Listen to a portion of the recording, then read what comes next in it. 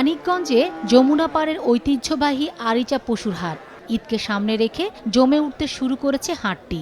খামারি ও ক্ষুদ্র ব্যবসায়ীদের দাবি, এখনও কোরবানির ক্রেতা হাটে না আসায় দাম কম, আর পাইকারিরা বলছেন দাম স্বাভাবিক রয়েছে। খামারি ও ক্ষুদ্র ব্যবসায়ীরা পদ্মা যমুনা হয়ে ট্রলার, সড়ক এবং মহাসড়কে, ট্রাকে, পিকআপে এছাড়া পায়ে হেঁটে গরু নিয়ে হাটে আসছেন। রাজবাড়ী, পাবনা, সিরাজগঞ্জ, ঢাকা, চট্টগ্রাম, কুমিল্লা, ময়মনসিংহ থেকে আসছে বড় বড় পাইকার। খামারি বলছেন গরু লালন পালনের খরচ বৃদ্ধি পেয়েছে খড় ভুসির দাম। সেই তুলনায় এখনো গরুর দাম তেমন নাই। বাজার কম, আজকে দাম বলতেছে 15,000, 17,000, 18,000। ঈদ আনন্দ শতভাগ সার্থক করতেই রাঁধুনি বিরিয়ানি, কাচ্চি ও হায়দ্রাবাদি বিরিয়ানি মশলা।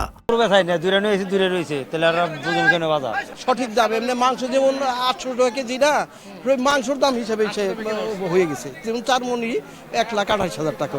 কাস্টমার নামে না এখন পর্যন্ত নামবো, টাইম আছে সামনে। হাট কমিটি বলছেন ঈদ উপলক্ষে ডাকাতি, ছিনতাই, রাহাজানি রক্ষায় পর্যাপ্ত উদ্যোগ নেওয়া হয়েছে। বসানো হয়েছে সিসি ক্যামেরা, করা হচ্ছে মাইকিং, কাউন্টারে রয়েছে জাল টাকা শনাক্ত করার মেশিন। হাট কমিটি বলছে স্বাভাবিক সময়ে সপ্তাহে প্রতি মঙ্গলবার ও শুক্রবার 3 থেকে 4 কোটি টাকার পশু বেচাকেনা হয় এই হাটে, আর ঈদের সময় তা বেড়ে যায় কয়েক গুণ। সময় সংবাদ, মানিকগঞ্জ।